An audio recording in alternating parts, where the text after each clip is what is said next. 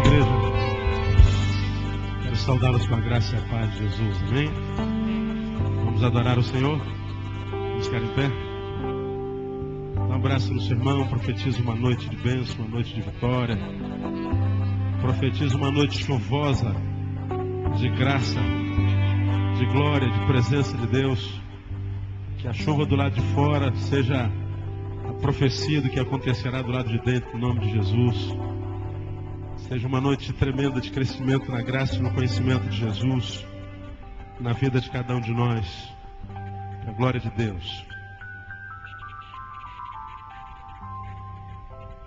Louvamos a Deus pela chuva que cai do lado de fora, exatamente na hora do início, né?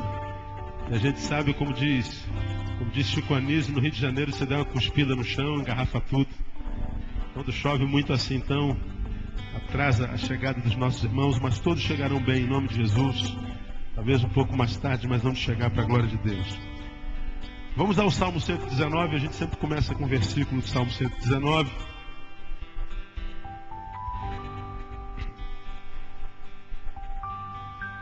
Estamos avançando nas muitas revelações do dia a dia, para o dia a dia que tem esse Salmo.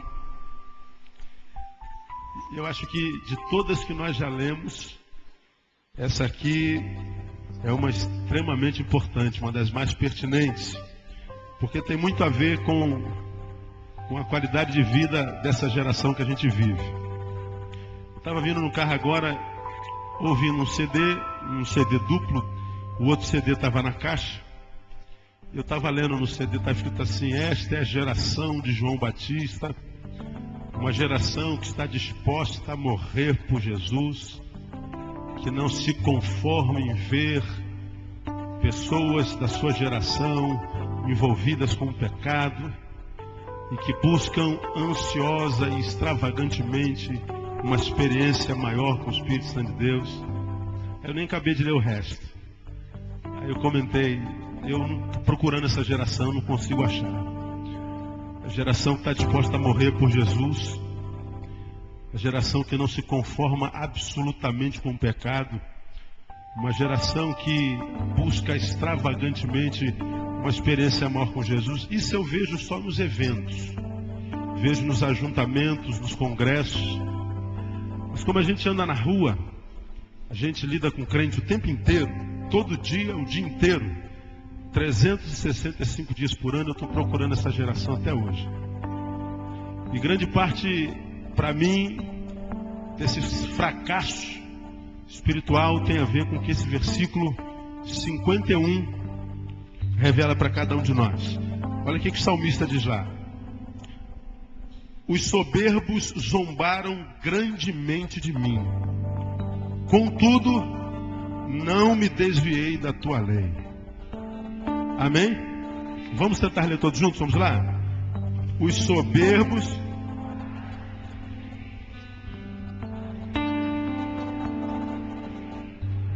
apesar disso, contudo, não o que, irmão? Me desviei da tua lei. Presta atenção no que esse versículo ensina para mim e para você. Senta aí um pouquinho. Ele fala sobre a zombaria dos soberbos, né? Soberbo é quem não conhece o Espírito Santo de Deus e o Deus que nos liberou o Espírito Santo, que gera humildade. Então quem não é alvo da humildade que o Espírito Santo gera, ele é soberbo. E o salmista está dizendo assim: olha, os soberbos zombaram de mim, mas zombaram muito, grandemente. Eles caçoam de mim porque eu sou servo de Deus o tempo inteiro.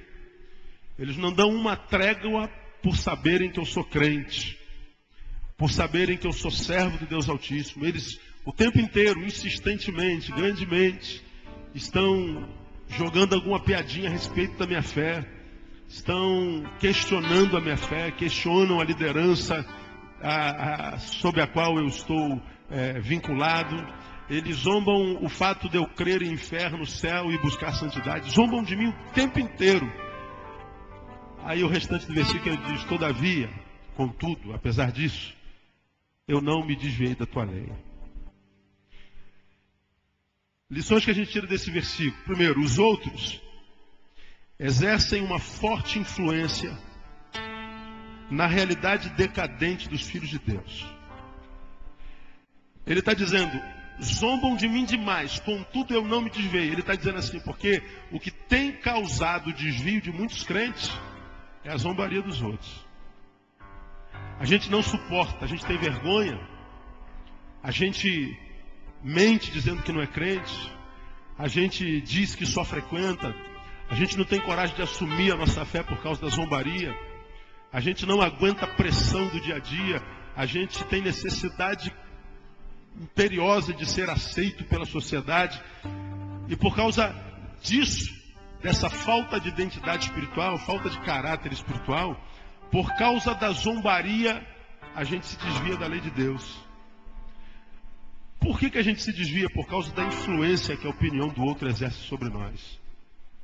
Então o outro exerce uma forte influência na realidade decadente da vida espiritual dos filhos de Deus.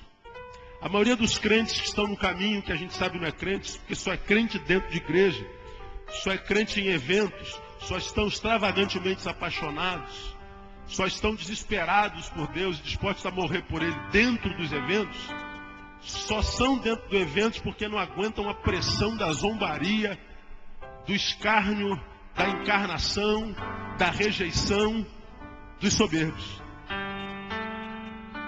Então, eu vinha lendo aquele CD, não estava dirigindo, eu estava lendo o CD. Eu falei, eu não estou vendo geração de João, eu não consigo ver geração de João Batista. Eu vejo a gente que não tem temor a Deus, irmão. Gente que larga o marido, fica com outro, gente que rouba de Deus e dorme em paz, gente que faz fofoca a respeito dos filhos de Deus, como que se tivesse ingerência sobre a vida do outro. É uma qualidade de vida horrível. No geral, é o que a gente vê. Gente que é frequentador de templo. Igualzinho o diabo. O diabo não perde nenhum culto. Você sabia disso, irmão? Nenhum. Eu acredito que ele é o primeiro a chegar e o último a sair. É ele quem rouba a nossa atenção. É ele quem gera coceira no nosso corpo. É ele quem gera dor de cabeça quando a gente está ouvindo a palavra. É ele que te faz levantar 15 vezes no culto para beber água e mais 10 para ir no banheiro. É ele que enche a tua bexiga, não sei como. É ele que te impede de receber uma palavra quando essa palavra é contra você. Embora seja verdade, você rejeita essa palavra porque você não aguenta a palavra de Deus quando ela é exortativa. Você só gosta quando ela é de promessas, né? E aí esse texto me falou muito nessa manhã. Os outros exercem uma influência muito grande na realidade decadente dos filhos de Deus. E mais, são a razão do fracasso espiritual de grande parte do povo de Deus. Os outros que deveriam ser nosso campo missionário, que nós deveríamos alcançar com aquilo que o Espírito Santo gerou em nós, eles nos alcançam com aquilo que o diabo gerou neles. E a gente vê uma geração de 007 de Deus. São crentes, agente secreto. Ninguém sabe que ele é crente. Né? Faltava alguém levantar a voz e falar assim, fala, Jeová. Desce a borracha, Jeová. É porque essa borracha pega em quase todos nós, né? Quase todos nós. Mas não deixa de ser a palavra de Deus pelo fato de ser borracha. Os outros zombaram de mim tanto que eu cheguei, mas eu consegui não me desviar da tua vida. Contudo, eu não me desviei. Por quê, irmão? Por que o salmista diz assim, eu não me desviei? Porque eu acho que ele tinha caráter espiritual. Ele não era um frequentador de igreja que se satisfazia com as migalhas que caem da mesa dos filhos de Deus. Porque há crentes que satisfazem com as migalhas. A qualidade de vida que eu vejo sendo desenvolvida no caminho é gente que nasceu para ser mendigo espiritual. Vão para o céu, como diz Paulo, mas vão salvos ainda que como pelo fogo. Diz lá nas suas cartas. Serão salvos, mas como que pelo fogo. Por um triz eles serão salvos. Eles não anseiam por uma vida de filho de Deus, de herdeiro do Deus Todo-Poderoso. Então eles se satisfazem com as migalhas. Por isso, zombam de Deus o tempo inteiro com a qualidade de vida que vivem. Quando estão dentro do templo, são crentes. Quando acaba o culto, deixa de ser crente. Porque precisa da aceitação do mundo. E qual é o perigo disso? Deixa eu mostrar para você hoje, irmão, com o amor do Espírito Santo na tua vida. Por que é perigoso? Por causa da zombaria dos soberbos, nos desviarmos da lei. Sabe por quê? Por causa daquilo que está lá em Tiago, capítulo 4. Abre a tua Bíblia em Tiago, capítulo 4 aí. Lá no finalzinho da Bíblia lá.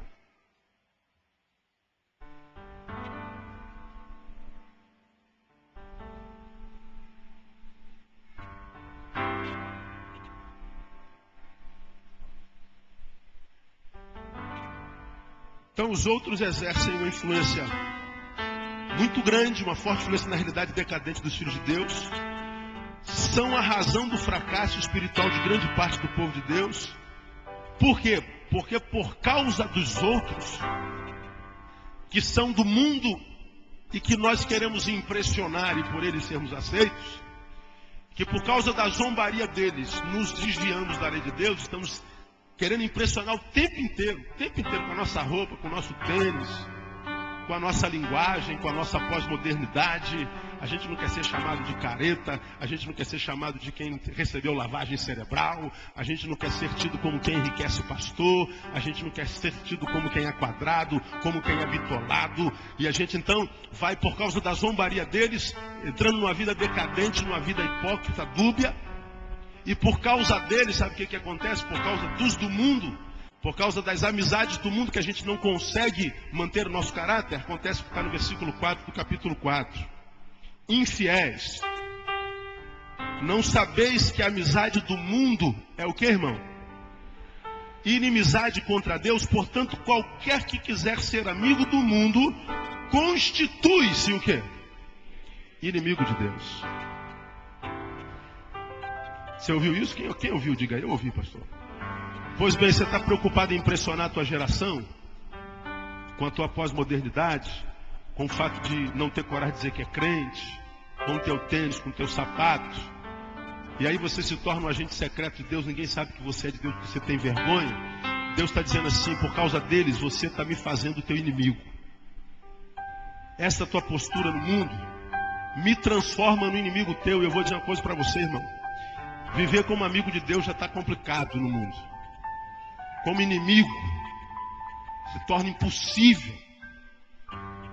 Daqui a pouco você está com 60 anos, vai olhar para trás, passou a vida inteira dentro da casa de Deus, ouvindo a palavra de Deus, adorando o Deus da palavra, se relacionando com o povo de Deus. Tu entrou na terceira idade e viu que não adiantou nada. Não valeu de nada. Ao passo que vê gente que está há 5 anos no caminho de Deus já prosperou. No ser, na alma, na família e nas finanças.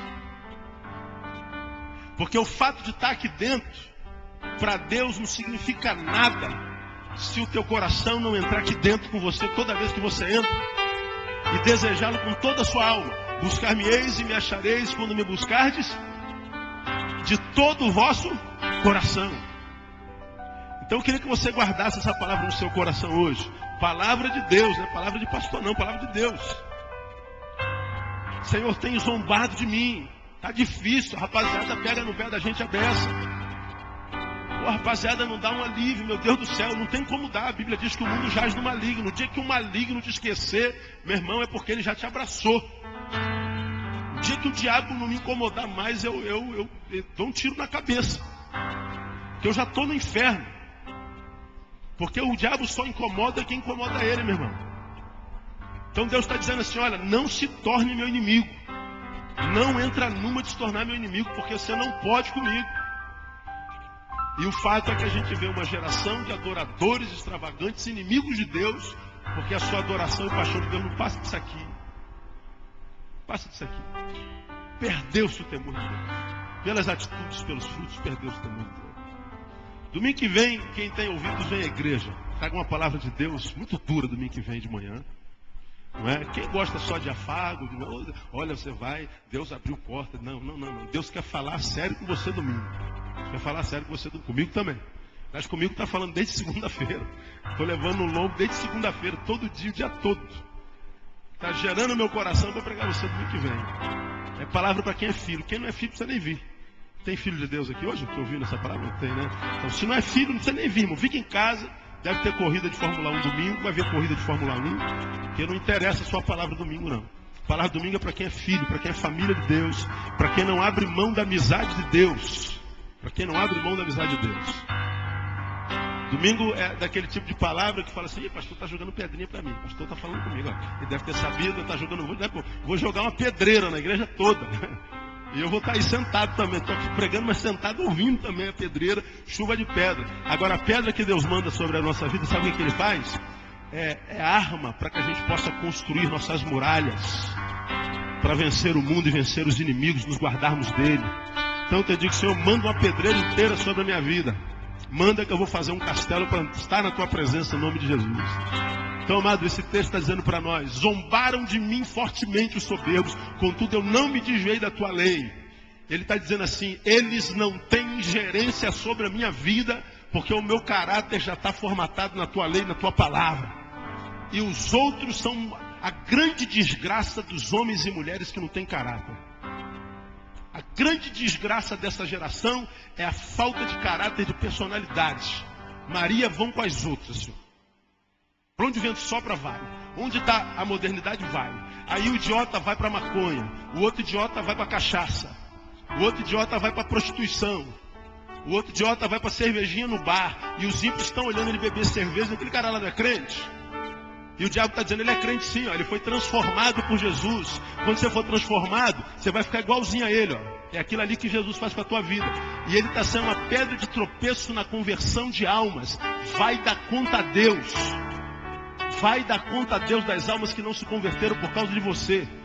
Vai dar conta a Deus. Vai dar conta a Deus. A Bíblia diz que Ele é amor, Deus é amor, mas diz: horrenda coisa é cair na mão do Deus vivo. Vai dar conta a Deus das almas que não quiseram Jesus por causa do teu testemunho. Inimizade de Deus. Ah, irmão, essa tarde eu estava no meu gabinete e falei: Senhor, tem misericórdia de Deus. Eu quero ser teu amigo. O Senhor disse: não vos chamarei mais servos, mas eu vos chamarei amigos, porque o servo não sabe o que faz o seu Senhor. Como quem diz: todavia aos meus amigos eu revelo todas as coisas. Falei: Senhor, eu quero ser amigo teu, eu quero ser o teu melhor amigo. Irmão, que você tenha uma vida de modo a fazer Deus o teu melhor amigo, no nome de Jesus. E que tenha um amigo, quem tem um amigo como Deus, a quem pode recorrer, em quem possa confiar o tempo inteiro. Ah, irmão, nunca está só. E a presença dele é certeza de vitória certa. Então, diga para o irmão que está do seu lado: deixa Deus ser teu amigo, irmão. Deixa Deus ser teu amigo. Se é teu caso, diga assim: Pai, eu quero ser teu amigo. Seja meu amigo. Vamos ficar em pé, amados. Glória a Deus. Dá um forte aplauso ao Senhor, porque Ele é digno.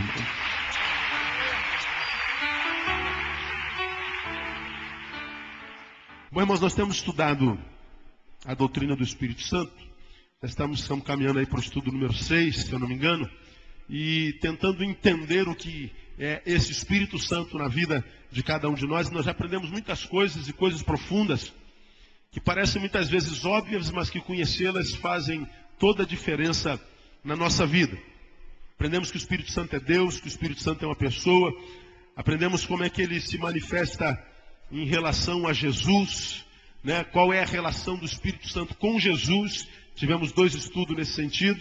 E começamos na quarta-feira passada como age o Espírito Santo com relação às Escrituras. E nós aprendemos na quarta-feira passada que foi o Espírito Santo quem inspirou as Escrituras. Nós aprendemos isso lá em 2 Pedro, capítulo 1, versículo 19 e 21. E entendemos como é que ele fez isso, né? Como é que nós podemos crer que essa Bíblia foi inspirada pelo Espírito Santo de Deus. E quando é que esse livro de fato se torna a palavra de Deus na nossa vida? Porque na vida de muitas pessoas é possível conhecer a Bíblia, ou o Biblion, essa junção de 66 livros, sem que tal conhecimento da Bíblia se transforme palavra de Deus na vida de quem conhece tal livro. Então nós aprendemos que é o Espírito Santo que transforma a Bíblia na palavra de Deus na nossa vida. Porque se não se tem o Espírito Santo, você pode ler essa Bíblia quantas vezes quiser, que ela não se transforma em palavra de Deus na tua vida.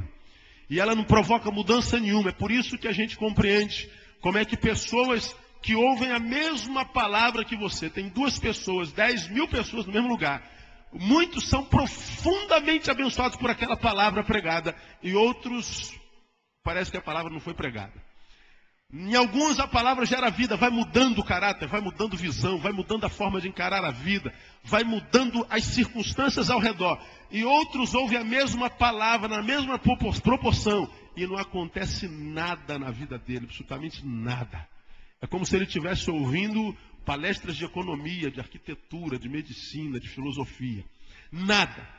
A diferença está na ação do Espírito Santo na vida de cada um. Então nós aprendemos que é o Espírito Santo quem transforma a Bíblia na palavra de Deus, porque foi o Espírito Santo quem inspirou a palavra de Deus. Nós aprendemos também na quarta-feira passada que é o Espírito Santo quem interpreta as Escrituras. Aprendemos que a Bíblia é o livro mais difícil para se compreender quando não se tem o Espírito Santo.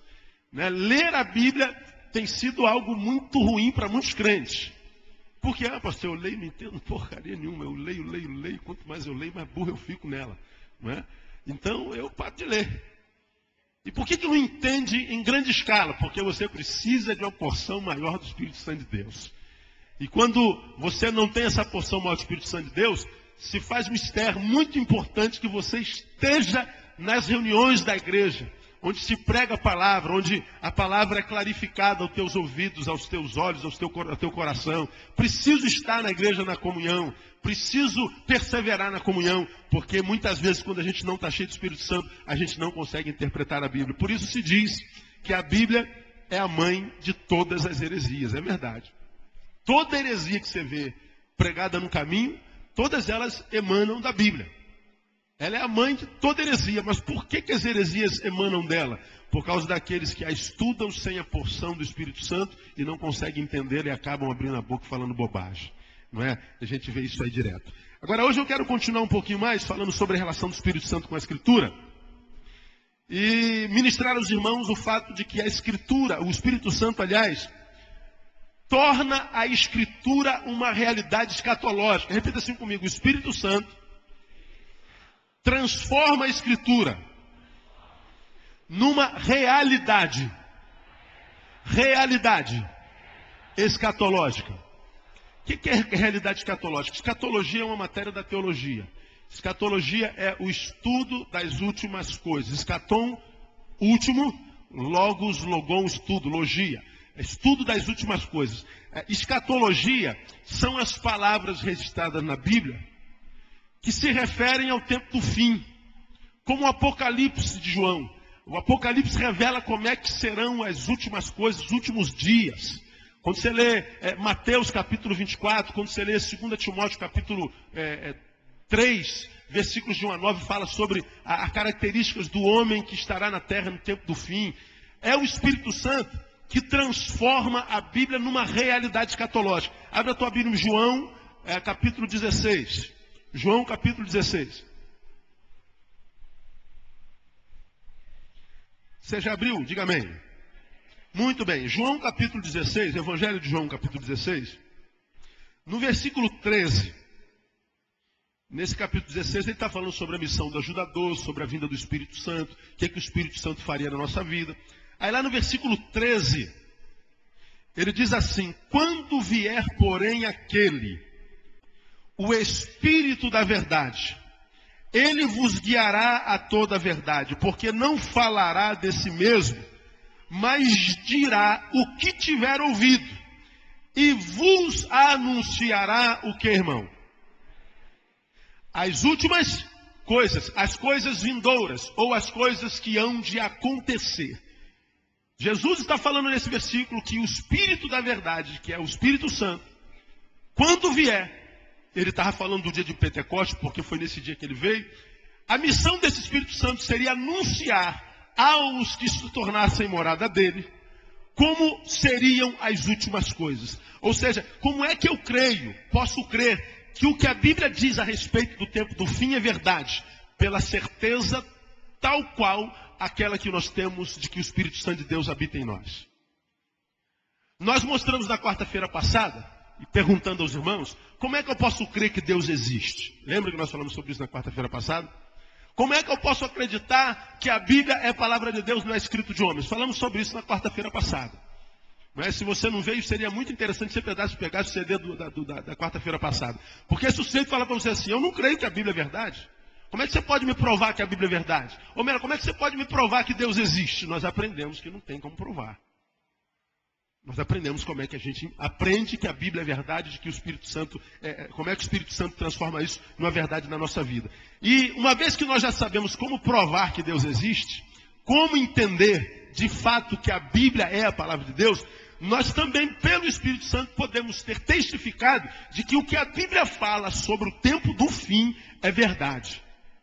E uma vez que eu sei que é o Espírito Santo quem transforma a palavra de Deus, a Bíblia, a Escritura numa realidade escatológica, eu preciso conhecer o que a Bíblia fala sobre escatologia, sobre o tempo do fim. E eu só queria, só para relembrar os irmãos, porque nós já falamos sobre isso, deixa eu mostrar algumas coisas lá em 2 Timóteo capítulo 3, de novo, o que a Bíblia fala, não sobre o tempo do fim, mas sobre o homem que habitaria a terra no tempo do fim. Mas para você saber como é que seria o tempo do fim, por exemplo, quando chegar em casa, leia Mateus capítulo 24, que fala sobre o princípio de dores. Mas me permitam ler com os irmãos 2 Timóteo capítulo 3, porque quando eu sei que esse texto me diz que o Espírito Santo testifica que o que a Bíblia fala sobre o final dos tempos é verdade, então, meu irmão, o que está em 2 Timóteo capítulo 3 é verdade por causa da verdade do Espírito Santo. Aí lá em 2 Timóteo capítulo 3, versículo 1, diz assim, olha lá. Você já viu eu falar sobre isso aqui. Sabe, porém, isto, que nos últimos dias sobrevirão o que, irmão? Leia. Tempos o quê? Tempos trabalhosos ou penosos ou difíceis. Ele está falando assim, nos últimos tempos, irmão, a maré vai estar braba. A chapa vai estar quente. Os últimos dias, o tempo do fim, você saberá que ele está chegando quando você perceber que a cada dia que você acorda a coisa está mais difícil. Quando você perceber que a cada dia, a cada semana, fica mais difícil a vida. Fica mais complicado, a chapa está mais quente, como diz a juventude, você fique ligado porque os tempos já estão caminhando para o final. Irmão, cada vez que eu ligo a televisão, eu digo assim, Senhor, tu estás pertinho. E eu não quero ser pego de surpresa. Você olha para o governo desse país, por exemplo, irmão. O que você sente quando você vê aqueles caras na televisão que são candidatos? O que você sente quando você vê um político falando na televisão, irmão? Você sente o mesmo que eu? Eu vou escrever um editorial para domingo que vem. Votar ou anular? Eis a questão. O que você está pensando em fazer com o seu voto esse ano? Devemos votar ou anular? Agora, por que você quer anular o seu voto? Por causa desses calhordos que estão aí, irmãos. Esses energúmenos. Essas coisas que estão aí, que a gente sabe que mente deslavadamente na nossa cara. Se eles cumprissem o que estão dizendo na televisão, isso aqui era o Jardim do Éden. Era o Jardim do Éden, eu seria Adão e você a Eva. Seria um mundo de Adões e Evas. Ou de Adãos e Evas, não sei como é que é isso.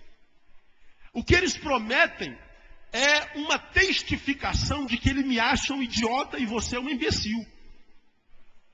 Quando eu os vejo falando, eu os vejo dizendo, aquele camarada que está lá sentado me ouvindo, que é um idiota descerebrado, né, no raciocínio, ele tem na mente a mesma coisa que o Siri tem, então eu posso falar isso que ele vai acreditar, e ele vai votar em mim.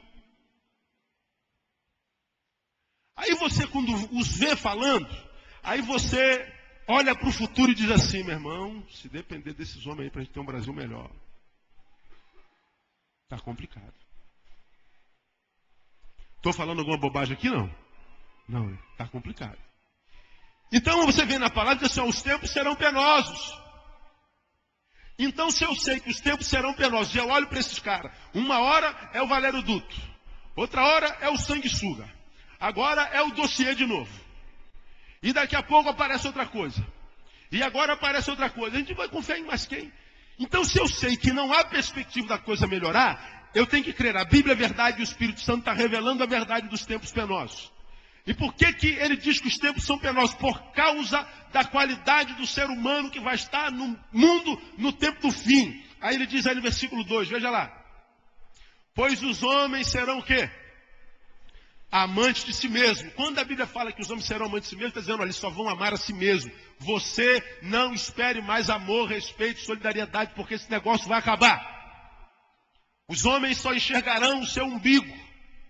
Os homens só verão os outros como objeto de consumo. Serão gananciosos, presunçosos, soberbos, blasfemos, desobedientes aos seus pais. Alguém tem filho desobediente aí? Ingratos, ímpios, sem afeição natural,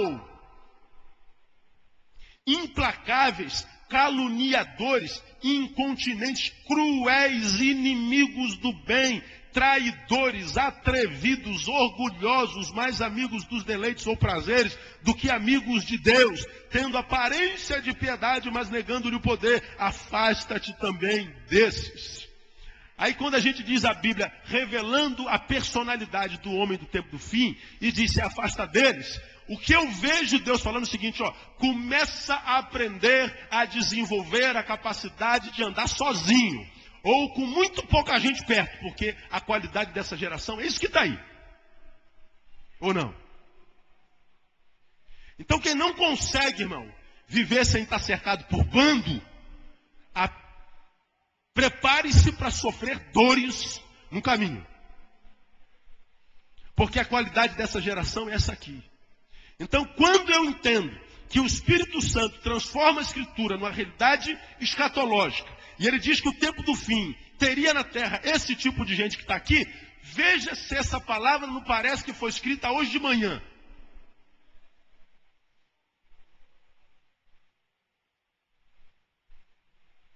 E a gente sabe disso e leva a vida como se isso é bobagem, isso é bobagem.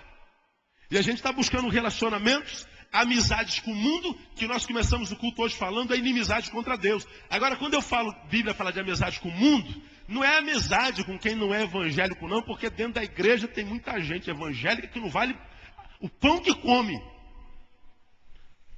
Não aqui, eles não vieram à igreja hoje, né? Ou vieram? Meu irmão, olha, eu vou dizer uma coisa para você aqui. Pode falar, amor? Não, não vou falar não, né? Cara, fala ou não falo? Fala ou não falo? Vocês são fofoqueira beça, né, meu? Cara, saber da vida dos outros é uma benção, né? Cara, eu sou pastor dessa multidão aqui. Eu sou para-raio de tudo. Quem é do Ministério de Ação Social sabe o que acontece no Ministério de Ação Social. Quem é do Ministério de Louvor sabe o que acontece no Ministério de Louvor. Quem é do Ministério de Arte e Cultura sabe o que acontece na Arte e Cultura. Agora, eu vou sabendo da parada toda. Cara, o caráter de pessoas que existem na igreja é deprimente, cara.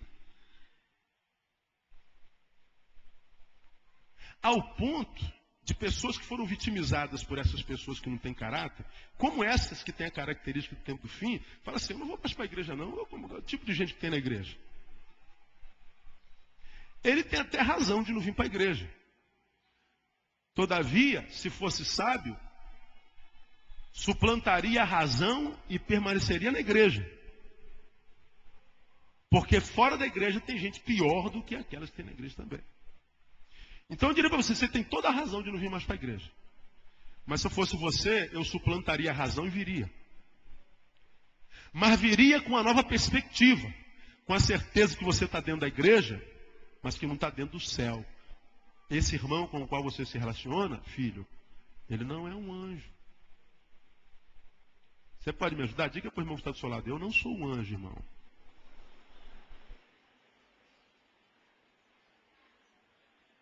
Quem entende o que eu estou falando, irmão? Amém? A gente não se relaciona com anjo, não. Cara, todo dia aparece um nicho de fofoca na igreja. E geralmente a mesma pessoa está envolvida. Tem uma fofoca lá naquele canto lá, a irmã está lá. Aí apareceu outra aqui, e ela também está. Agora tem outra aqui, ó. E, já sei. A irmã fulana passou por aí, não passou? Passou. Aí a gente fala, a gente prega, a gente chama, puxa a orelha. Não vai botar a pistola assim na cabeça e falar de novo, ou eu te mando para o céu. Claro que eu não posso fazer isso. Não é? Que a única pistola que eu uso é a 66. Agora Deus não, Senhor, eu vou interceder por essa minha ovelha, Senhor. Leva para a tua glória. Promove a tua serva. Aí Deus fala assim, tu queres que eu promova todo mundo que tem a língua maior do que o corpo? A igreja vai ficar vazia. Tive há pouco tempo num congresso de surdos. Me chamaram para pregar no congresso de surdos. Gente, eu não sei nem como é que é o A na língua de Libras. Aí perguntaram assim, pastor, quantos surdos tem lá na sua igreja? Eu falei, tem uns 2.000 mais ou menos. Como, pastor? Não, minha igreja tem 2.000 membros. É que eu prego, ninguém escuta nada, ninguém faz nada que eu faço. Então acho que o pessoal riu. Porque é assustador. Aí a gente fala assim, vos aparteis destes. Só que quando a gente fala de mundo, mundo na Bíblia não é um lugar, nem é uma coisa. O crente não reflexivo, ele diz assim, botou dança, aí o crente do reteté diz, está entrando o mundo na igreja. Botou a bateria, aí o crente do reteté, que é só o do sapatinho de fogo, ele só quer queimar o pé, mas não tem cérebro para raciocinar, nem para lidar com o vizinho que não vale nada. Aí diz, o mundo está entrando na igreja.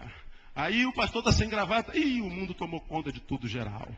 E tal. É aquilo, pastor, olha irmão, na quarta-feira o pastor jogou a Bíblia no chão, o sangue de Jesus, não está com o diabo no corpo. O mundo tomou ele completamente. Mas sabe por que ele acha que isso é mundano? Porque ele vê isso sendo usado lá no mundo. Lá no baile tem bateria. Então na igreja não pode ter bateria. Aí ele diz, a bateria é do mundo. Mas ele não consegue discernir que lá no mundo, aquela bateria está sendo usada para quê? Para adorar o diabo. E essa bateria aqui está sendo usada para quê? Para adorar a Deus. Então o que é mundano? A bateria ou o uso da bateria? É o uso da bateria. Mundano não é a coisa, é o uso da coisa. De modo que eu posso ter um culto extremamente mundano. Chega aqui, quantos irmãos tiveram revelação, irmão? Aí levanta aquela profeta. Teve 35 naquele culto, ela teve revelação. Olha o irmãozinho aqui, que está do lado da irmãzinha da camisa brasileira ali, verde e rosa, verde e amarela. Você que está de azul e branco. Olha, o Espírito Santo está me dizendo que, e às vezes o Espírito não disse nada. Isso é um espírito mundano. Nós vamos falar sobre profecias e revelação futuramente. E a gente vai desafiar vocês a pensarem na cama qual é a diferença de revelação para adivinhação. Falamos sobre isso em 2000. Só você pensar na cama. Qual é a diferença, qual é a linha divisória entre adivinhação e revelação? Porque quando você vai lá na consulta a búzios, a macumbeira está lá, joga os búzios estão falando que vai acontecer isso contigo. E acontece. Tu vem na igreja, o Senhor me diz, Possati, que vai acontecer. Acontece. Qual é a diferença da revelação para a adivinhação?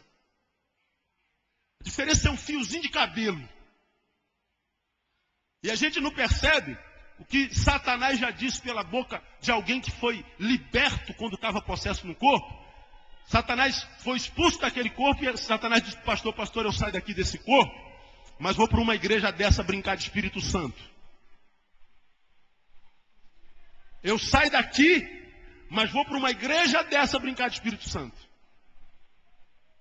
Diabo brincando de Espírito Santo na igreja. Você sabe que ele é capaz de se transformar até em quê, irmão? Quanto mais num pastor. Mas num pastor. Então quando a Bíblia fala que a gente tem que se apartar, afasta-te também desse, nós está falando não daquele que está aqui ou acolá. A ideia de que mundano é quem não é evangélico e quem é evangélico não é mundano. A Bíblia está falando para a gente olhar para os frutos, porque é pelos frutos que nós conhecemos. Então não se iluda se o sujeito está de terno e gravata, está com um sapatinho de fogo, está pulando, está glória a Deus, mas deixa acabar o culto e vê a vida dele na segunda-feira, a vida com a mulher dele, a vida com o dinheiro, como é que ele lida com o filho, como é que ele lida com os vizinhos, no trabalho, vai ver o fruto do cabra. Quando ele abre a boca para quê? Para ministrar vida ou só juízo? Só medo? Então, esse texto está dizendo que os caras seriam traidores, atrevidos, orgulhosos, mais amigos de deleites, mais amigos de Deus, tendo aparência de piedade, mas negando-lhe o poder. Parece, mas não é. Então, se eu aprendo que o Espírito Santo é quem transforma a Escritura numa realidade escatológica, e o que a Bíblia fala sobre o tempo do fim é que esse tipo de gente habitaria a terra, nós estamos cercados por ele. Nunca foi tão pertinente a palavra do apóstolo que diz: nós também que estamos rodeados de uma tão grande nuvem de testemunhas. Paulo disse lá, nós estamos rodeados de uma tão grande nuvem de testemunhas, em todo lugar. E a gente evangélico vai sendo enganado porque a gente acredita que todo mundo que é evangélico está dentro de uma igreja de Deus, é de Deus. E se esquece que Paulo lá em Romanos capítulo 9, versículo 6, se eu não me engano, diz que não que a palavra de Deus haja falhado, mas é que nem todos os que estão em Israel são israelitas. Como é que eu sei quem é? Pelos frutos. Eu não me iludo de que eu tenho na minha igreja 2.000 discípulos de Jesus. Passar peneira, de repente é igual o Gideão. Tinha 30.000 homens, ficou com 300. Ficou com menos que o dízimo. Ficou com 1%. Por isso que a Bíblia diz, muitos são chamados, mas poucos os escolhidos. Ainda que o número dos chamados seja como os grãos da areia do mar, apenas o remanescente será salvo. Só se engana quem quiser, irmão. Então, quando você lê Mateus 24, falando que nos últimos tempos haveria de guerras e rumores de guerra, o sociólogo disse que hoje no Brasil tem quase 73 guerras acontecendo no planeta. E qual é a razão de quase 100% dessas guerras? Religião. Agora os pacificadores muçulmanos, eles estão aborrecidos com o Papa, porque o Papa disse, citando um autor de 1800 alguma coisa, de que procure o que Maomé fez de bom na terra, e vocês vão ver que só o que ele produziu na terra não foi guerra e morte. Aí eles estão lá, já queimando a imagem do Papa, odiando os cristãos, já mataram freira, tudo é motivo para guerra. Agora você vai ver, vai começar a morrer cristão no mundo. Aguarde, aguarde. Isso tudo está lá na Bíblia, irmão. Está tudo lá. Vai chegar o tempo da perseguição, e diz que a perseguição começaria dentro da nossa casa, os seus inimigos seriam de dentro da sua casa. E agora está lá, eles nos chamaram de pessoas que não gostamos da paz, nós somos pacificadores, são. Eles rezam 3 vezes por dia, 9, meio-dia e 18. Quando levanta, pega a metralhadora, mata todo mundo. Que fé é essa? O que adianta orar? Só pensa em guerra, só pensa em morte. Tudo que não é igual a mim é inimigo. Quer impetrar a fé no mundo pela força. É isso que está aqui. Então você, irmão, que tem a oportunidade de ouvir a palavra de Deus, trata de ouvir essa palavra. Trata de ouvir essa palavra, porque a palavra de Deus não é brincadeira. É verdade. O Espírito Santo torna a Escritura uma realidade escatológica. Ele revelaria o que haveria de acontecer. Isso é muito, muito interessante. É muito bom saber que quando eu leio Mateus capítulo 24 falando sobre o princípio de dores, quando fala sobre o Apocalipse tudo lá, eu não preciso temer com receio de que isso seja uma invenção de homens. Isso é invenção de homens, irmão. Não, o Espírito Santo testifica que isso é verdade. Então quem tem ouvidos, ele diz no Apocalipse, quem tem ouvidos o quê? Ouça. Falamos sobre isso na quarta-feira passada. Por que ele diz, quem tem ouvidos ouça? Porque ele sabia que no tempo do fim, essa geração que está aqui, perderia a capacidade de ouvir. Quantos tem mais de 30 anos aqui? Levante a mão assim bem alto. Muito bem. Você se lembra do seu pai, não se lembra? Quem teve pai? Quantas vezes teu pai tinha que falar contigo para você fazer alguma coisa? Fala para mim. Ele falava uma vez. E depois, se você não fizesse, ele só olhava para você. Não olhava para você? E o olhar do teu pai não falava mais do que 1000 palavras? Papai olhava assim para a gente. Já sei. Agora hoje, quantas vezes você fala com seu filho? Fulano, vai tomar banho. Ele vai de uma vez? Fulano, vai estudar. Ele vai de uma vez? Fulano, vai lavar a louça. Tá louco, irmão. Você fica doido, você fica desesperada. Você quer matar seu filho porque ele não obedece. só datando essa desgraça, né? Mas ele não é desgraça, ele é uma benção, não é? A gente vai repetindo, porque o cabra não ouve, meu. O cabra não ouve. Acaba o culto aqui, a gente prega exatamente sobre um assunto específico. Aí acaba o culto, tem a fila aqui, não tem? O cara vem falar, senta aqui e fala assim, pastor, eu estou passando por esse problema, assim. Pô. Irmão, você estava aqui no culto? Eu acabei de pregar 1 hora sobre esse assunto, aí exatamente, essas palavras que você está usando, eu acabei de falar ali agora. Ah, falou? Eu falei, filho. Não ouve. Por isso que o Espírito Santo, no tempo do fim, diz assim, olha, ao anjo da igreja escreve, barará, aí termina. Olha, diga ao anjo, o anjo ali é representado pelo líder da igreja, o que recebe a revelação. Então, diga isso para a minha igreja, para as 7 igrejas, e termina assim, ó, quem tem ouvidos, ouça o quê? Que o Espírito diz à igreja, porque ele sabia que o tempo do fim, a geração perderia a capacidade de ouvir. Eu creio que eu sou parte da geração do fim. O que mais que a gente aprende da Escritura? É o Espírito Santo quem nos conduz à verdadeira verdade. Espera aí, pastor. Verdadeira verdade, a verdadeira verdade. Fala assim, o Espírito Santo me conduz à verdadeira verdade. Porque você sabe que verdade absoluta já não existe mais, né? Hoje nós vivemos, por causa da pós-modernidade, já não vivemos mais a pós-modernidade, alguns sociólogos acreditam nisso, nós vivemos já na transmodernidade. A pós-modernidade já é obsoleta, já está ultrapassada. E na transmodernidade, tudo é relativo. Não, isso é relativo, depende. E a verdade, ela é cultura basilar, desde sempre, desde a filosofia como na teologia, na psicanálise, a busca da verdade foi o trabalho mental, intelectual, filosófico, psicológico da humanidade, a busca da verdade. O que é verdade? Aonde está a verdade? O que é, como encontrar a verdade? A verdade.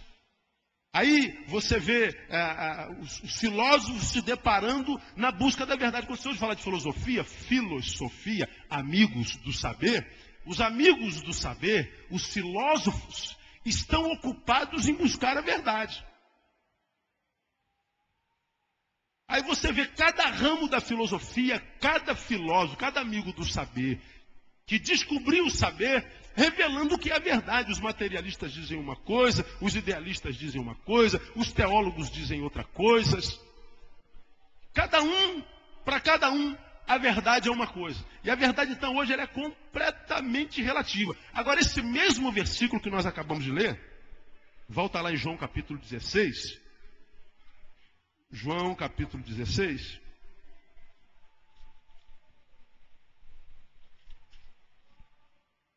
Versículo 13. Quando vier, porém, o Espírito, o que, irmão? Da verdade, ele vos guiará o quê? Veja bem, vamos repetir essa segunda frase aí. Ele vos guiará o quê? A toda o quê?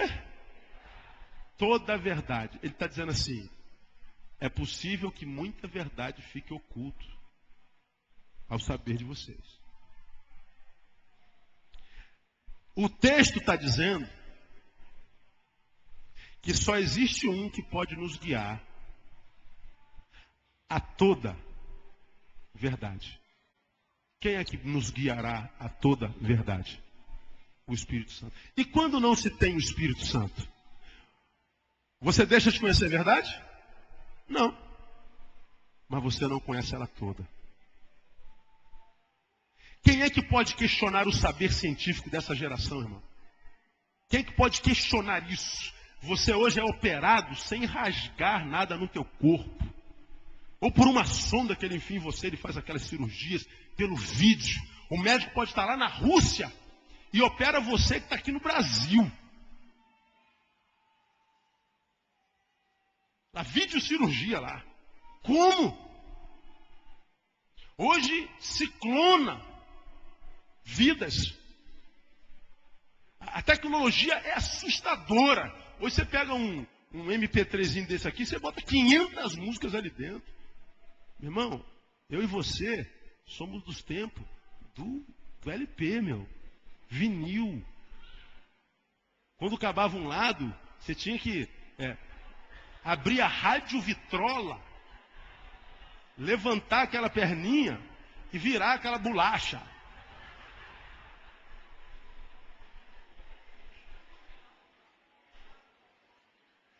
Você sabe que e-mail já é algo jurássico. E-mail, não dá mais tempo de se usar e-mail. É MSN, assim, ó, geral. Não dá tempo mais para esperar a resposta do e-mail quando os assuntos são importantes. Tecnologia. Então, o saber científico é extremamente tremendo.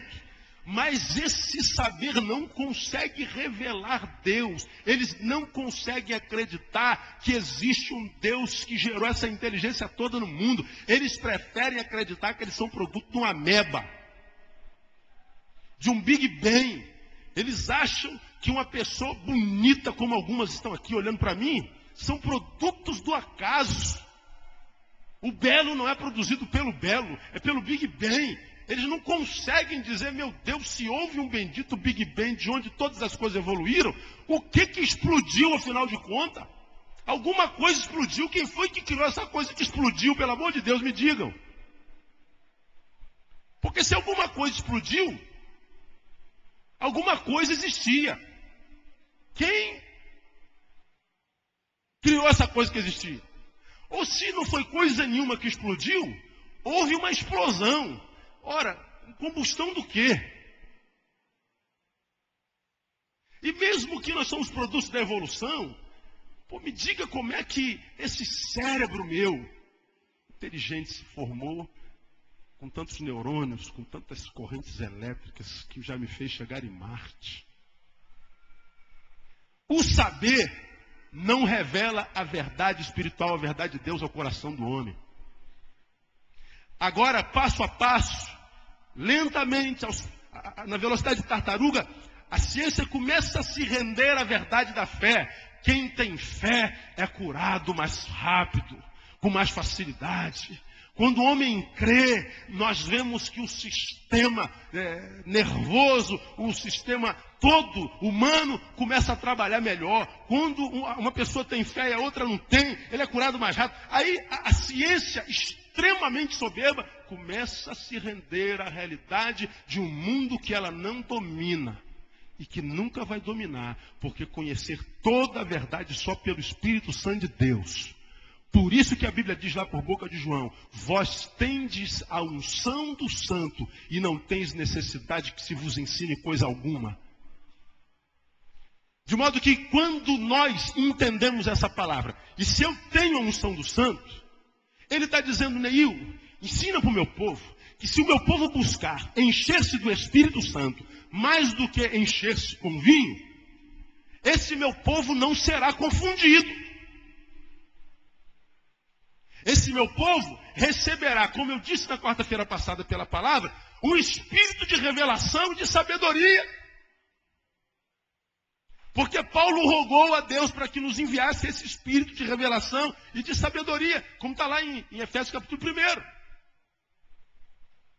Esse espírito de revelação e sabedoria me capacita para, nesse tempo holográfico, olhar para A e B e saber quem é o A e quem é o B. Você não será confundido. Agora, qual é a marca dessa geração? Não sei o que fazer, não sei para onde ir, não sei como trilhar, não sei se caso, não sei se caso, não sei se eu faço essa prova, aquela prova, não sei se é de Deus, se não é de Deus. Aí, a dúvida gera os gurus.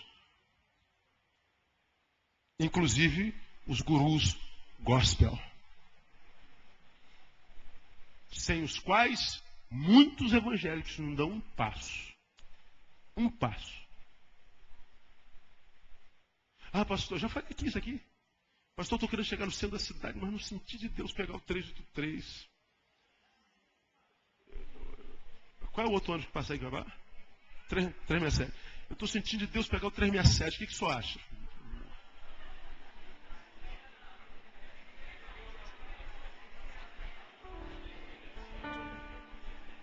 Aí você, olha, eu quero que você entenda. Eu não estou aqui ridicularizando não, irmão. Eu estou falando para você. Deus não faz acepção de filhos. E essa ideia de ungidão e ungidinhos só está na cabeça dos ungidinhos, que porque são ungidinhos, consegue até convencer que os ungidões são ungidões.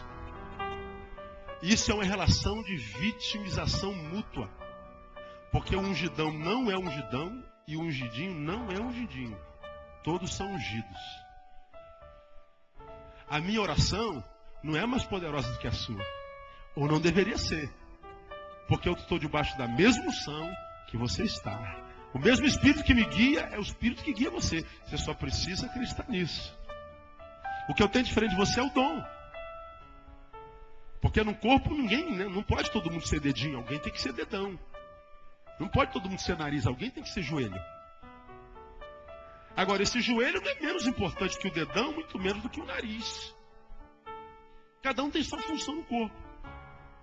Agora, a mediocridade existencial, a falta de poder espiritual, gera os ungidões que estão por aí. A ideia é que a gente tem que estar debaixo da cobertura espiritual. Precisa. Você não nasceu para criar carreira solo, ver carreira solo. Você precisa dar satisfação a alguém, irmão. Todo mundo precisa. Uns aos outros. Cada um considera o seu próximo superior a si mesmo. Eu preciso de alguém para quem eu possa dar contas. Cara, eu estou com dúvida. Por que você acha que eu sei tudo? Eu não tenho, tem problema. Chega aqui todo dia, irmão, que eu fico com desespero, não sei o que fazer. Então, todos os pastores, 15 pastores na igreja, quando não sabe o que fazer, vem a mim.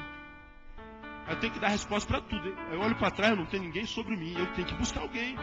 Senão, eu posso ser tomado pela síndrome de Jeová e achar que eu sou todo poderoso. E aí, acho até que tem direito de viver minhas fraquezas. E a gente não percebe que isso é obra do diabo. Eu preciso prestar conta, eu preciso estar debaixo de alguém. Mas esse debaixo de alguém não é dependência existencial. Olha, tudo que vocês forem fazer tem que me prestar conta. Eu vou buscar o Deus, eu vou. Você vê na televisão, olha, irmãos, na sexta-feira que vem, nós vamos ter um culto aqui de cura tremenda. Essa semana eu vou ficar uma semana sem beber água, uma semana sem comer carne, uma semana sem deitar com a minha mulher. Então na sexta-feira vai ser uma bênção. Ou seja, a bênção da sexta-feira está dependendo de quem? Do ungidão, que não vai beber água, que vai se consagrar essa semana, né, para abençoar a sua vida. E você diz, gente, a gente não pode perder sexta-feira, porque o pastor não dorme com o André uma semana, não bebe água, né, e não come pão há uma semana. A igreja lota. Porque Deus vai fazer numa reunião o que não fez em 15 anos da minha vida. Eu já ensinei a vocês por que o povo de Deus adora milagre. Porque milagre dispensa trabalho. Milagre dispensa esforço. Milagre dispensa renúncia. Eu creio num Deus de milagre. Mas creio num Deus que faz milagre do abracadabra, pimba, na hora. Mas eu creio muito mais num Deus que faz milagres processuais. É um processo. Creio no enchimento do Espírito Santo. Todavia, eu creio que o Espírito Santo, quando enche de fato, ele enche dia após dia, gradativamente, de glória em glória, como diz a palavra. E não safado que a gente entra lá, ladrão, um fofoqueiro, um pai omisso, uma mãe submissa, um filho drogado, vem numa reunião, aí, pum, desceu o Espírito Santo. Aí você cai aqui, fala a língua do serafim, a língua dos arcanjos e de todo mundo. Mas sai daqui, não consegue falar a língua do pai ainda. Não consegue falar a língua do vizinho ainda. Não consegue falar a língua do filho. Você caiu no Espírito, mas não levantou nele. Aí você caiu com o Espírito Santo ficou no chão e você levantou sozinho. Porque a vida não melhora. Agora eu creio no enchimento à medida que eu ando com ele. Porque você sabe que nós somos seres sociáveis, quer dizer, nós somos influenciados e influenciamos. Como ele disse a Abraão, Abraão, anda em minha presença. e ser perfeito. Ele está dizendo, não tem como alcançar a desejada perfeição se não andar na minha presença. Uma vez eu vi um pregador pregando assim, tá vendo, irmão? Deus quer que nós sejamos perfeitos. Você precisa ser perfeito em tudo que você faz. Você precisa ser perfeito. Você precisa ser perfeito. Eu falei assim, eu vou sair daqui, porque isso vai gerar culpa na minha cabeça, porque eu tenho um monte de defeito. Eu sou um ser humano. Ser humano não vai conseguir ser perfeito nunca, porque se eu for perfeito um dia, eu não preciso nem mais da graça de Deus. Graça é favor imerecido. Se eu sou perfeito, eu mereço. Deixa de ser graça. Deus me deve. Aí tu vê um cara desse chorando, Deus, eu exijo. Exijo uma ova, rapaz. Tu exige o quê? O que tu exige? Exijo. Você tem que ser perfeito. Aí, anda minha e ser perfeito. O que Deus está falando lá em Abraão? Abraão, você vai conseguir ser um servo perfeito à medida que você anda na minha presença. Anda em minha presença e você vai conseguir ser perfeito. Porque se você se afastar da minha presença, Abraão, você vai se deteriorar todo. Você vai ser gente, mas gente da forma errada. Mas quando você anda na minha presença, você vai ser gente como gente tem que ser. E gente quando é gente como gente tem que ser, aí ele vai descobrir como é bom ser gente. E sabe por que é bom ser gente? Porque gente foi a grande cartada de Deus na criação. Gente, eu tive uma ideia, vou criar gente. Mas não vou criar igual tudo não, porque tudo eu crio assim, haja. Gente não, gente é outra instância.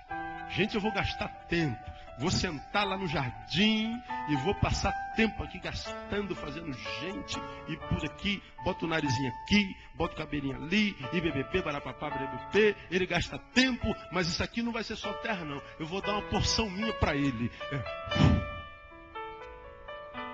Aí o homem tornou-se alma vivente. Aí você acha que você é pouca coisa, irmão? O que é isso, cara? Deus olhou para você e falou assim, é muito bom esse negócio que eu fiz. Deus diz assim, yes! Arrebentei a boca do balão quando eu comi esse cara. E você está dizendo assim, a vida é uma desgraça. Ô vida, ô azar. O diabo não se cansa. Oh, meu Deus do céu. Está amarrado, Satanás. Oh, mais um dia. 100 dias do teu poder. Aí você fala assim, Deus, você estava com muito mau humor quando criou a gente. Para que você criou a gente? Irmão, a vida é linda, irmão. A vida é linda. Diga assim, a vida é linda. Diga, irmão, que está do seu lado, irmão, a vida é linda, irmão. Eu amo viver, eu amo viver. Agora, por que a vida de uns não é? Porque você não é gente como gente tem que ser. Você é gente da forma errada, cara. Está aqui o manual, cara. Manual. Segue o manual. E quem é que nos conduz a toda a verdade? O Espírito Santo. Então vai se encher desse Espírito Santo, irmão. Você luta com reunião. Busca do poder, busca do Espírito Santo.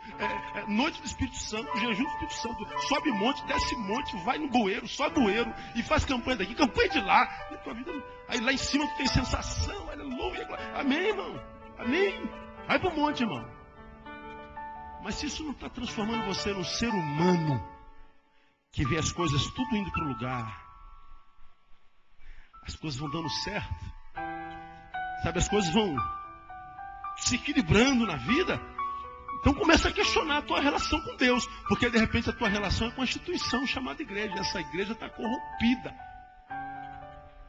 O que transforma a nossa vida numa vida que vale a pena ser vivida é a presença gloriosa do Espírito Santo de Deus dentro de nós. E quando a gente está cheio do Espírito, nós somos conhecidos pelos frutos e não pelos dons. Todo mundo diz que a gente é conhecido pelos dons. Tem um dom que revela que você está cheio. Se você não tem esse dom, você não tem o Espírito Santo. Aí você que não reflete, acredita nisso. Vamos chegar lá no dom do Espírito Santo, vamos falar sobre cada dom, um após um de cada vez. O dom de línguas é o último, que eu fico 3 quarta-feiras nele. Só nele, 3 quarta-feiras. Aí você vai ver, pô, me ensinaram errado esses anos todinho aí. E estava aqui na minha cara. Vou mostrar para você que você vai ficar com raiva de você. Meu Deus, está aqui na minha cara, eu não entendi isso. Porque quem nos conduz a toda a verdade é o Espírito Santo. Irmão, vai estudar filosofia, vai estudar escatologia, vai estudar teologia, vai estudar psicologia, vai estudar biologia, vai estudar medicina, vai ser o cara mais sábio do mundo, faz doutorado, pós-doutorado, pós-doutorado, enche a tua cabeça de saber, mas saiba de uma coisa, a única coisa que te leva a toda a verdade é o Espírito Santo. E quem está cheio do Espírito Santo, ele tem a verdadeira sabedoria. Porque você já aprendeu aqui que sabe muito, quem sabe que não sabe. Pois quem pensa saber alguma coisa, ainda não sabe como convém saber. Quem conseguir repetir essa frase todinha aqui, eu dou esse CD dessa mensagem de graça hoje. Tem alguém aí? Vem cá. Cago. Sabe muito, quem sabe que não sabe nada. Já. Valeu, repita comigo. Sabe muito, quem sabe que não sabe. Pois quem pensa saber alguma coisa, ainda não sabe como convém saber. Por isso, que quando você vê alguém soberbo, esse é o mais tolo de todos, não sabe nada. Porque quem começa a saber, a primeira coisa que ele vai saber é que ele não sabe nada. Tudo que sei é que nada sei. Tales de Mileto, foi ele mesmo? Foi não? Quem foi? Fala aí, Isaías. Sócrates. Posso dar um conselho herético aqui para vocês? No Espírito Santo? Leiam a biografia de Sócrates. Mas se não conseguirem, leiam a biografia de Gandhi. Mas se não conseguirem, vocês são muito crentes, leiam a biografia do pastor Martin Luther King, ele era batista. Ninguém pode passar pela vida sem ler a biografia desses três caras. Estava voltando dos Estados Unidos, no aeroporto de Atlanta, tinha uma exposição sobre a vida de Martin Luther King. Lotado de gente no salão do aeroporto de Atlanta. Quando eu fui para lá, eu fui daqui para Atlanta. Estava lotado. Desembarquei no aeroporto 7h10 da manhã. Estava lotado. Voltei 14 dias depois. Peguei o voo de 8h30 da noite. Estava lotado. E a notícia era de que nenhuma exposição naquele aeroporto teve tanta gente, em toda a história daquele aeroporto, como teve a exposição sobre Martin Luther King. O pastor negro batista, que com a sua postura mudou a história dos Estados Unidos. Dividiu a história dos Estados Unidos. Ninguém pode passar. Agora a gente acha que está cheio do Espírito Santo, é manifestar os dons aqui dentro da reunião. Acaba a reunião, acabou o dom. Acabou a reunião, acabou o poder. Acabou a reunião, acabou a unção. A gente se acha crentes maravilhosos. Acredita a Deus, Deus, se o que tu tem para mim está aqui dentro, eu nem quero o que tu tem para mim. Porque aqui dentro eu passo 3 horas da minha semana inteira, 4 horas da minha semana, e a semana tem 100 e burdoada de horas. Eu quero o que tu tem para mim lá fora. E se você é inteligente, irmão, busca o que Deus tem para você em qualquer canto. Porque Deus tem para você, se você é dele, em qualquer lugar que você estiver. Inclusive fora dos templos. Ele vos conduzirá a toda verdade. Aqui eu termino a minha palavra e termino a relação do Espírito Santo com a Escritura. Na semana que vem, nós vamos estudar a relação do Espírito Santo com o mundo. Porque até com o mundo ele se relaciona. Até com o mundo. Porque você aprendeu que o pecado não está no mundo, mas no que é mundano. Vamos ver a relação do Espírito Santo com o mundo. E você vai ver que até no mundo você pode estar cheio da glória dele. Porque ele vai te revelar no mundo o que é dele e o que não é. Você não tem confusão na tua vida. Deus te abençoe com toda a sabedoria no nome de Jesus. Amém, amados?